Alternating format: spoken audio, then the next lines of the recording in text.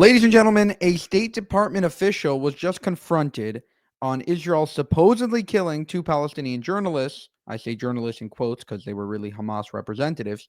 And she put the reporter in his place. Check it out. The Israelis have killed two more journalists, Hossam Shabbat of Al Jazeera Mubasher, Mohammed Mansour of Palestine Today. That brings the number to 208. Each one was individually targeted. The IDF says they used extensive intelligence gathering and precise munitions. Shabbat killed in his car, Mansour in his house.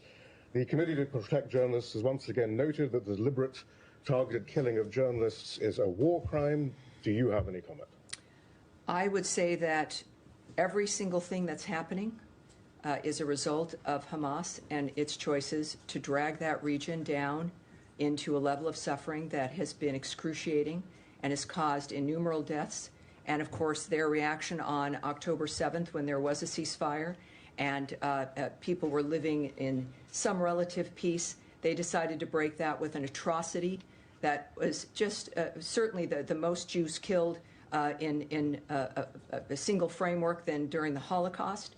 And we also, I can tell you, we stand by Israel and its needs as it defends itself through this period of time, as we also work with them so that they don't need to defend themselves from the barbarity of an entity that has destroyed lives for generations and continues to. So for everyone who has, so many people who do so many jobs and who've lived different lives, and the children and the babies who didn't have a chance to seek their fortunes or their life dreams because of the barbarity of certain people who think that murder is the only way to move through life. Is it a war crime? And I will tell. I'm certainly.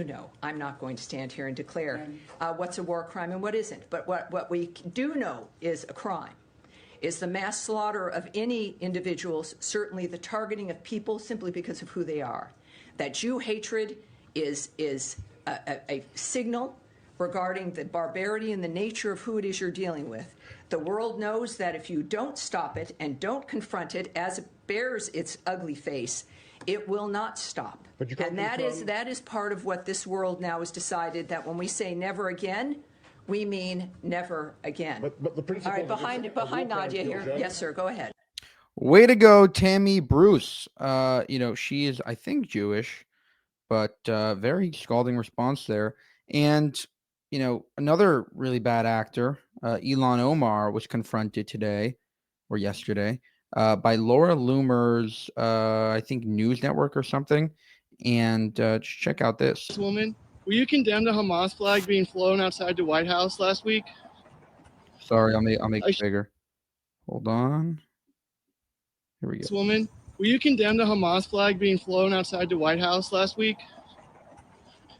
I sure you'd like to comment, Congresswoman, about the Hamas flag being flown outside the White House. Would you like to condone it or condemn it? What are you talking about? I love you too. I took footage last week, Congresswoman, of the Hamas flag being flown outside the White House during a Free Palestine protest. That sounds ridiculous. You can't come in here. Would you like to condemn it?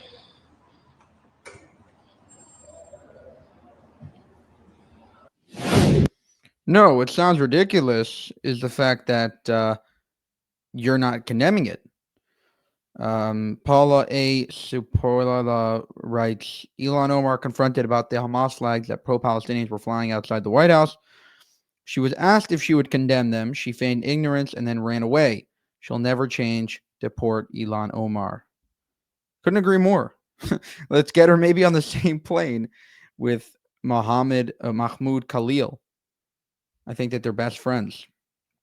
Ilhan Omar, Mahmoud Khalil, get them out on the same plane. They could be, have a great time in Somalia or Syria, wherever the hell they want to go, but definitely not in the United States of America. For more, subscribe to the channel. If you want to help us make more of these videos, you can go to buymeacoffee.com/JewishUncensored. Thank you, and have a good one.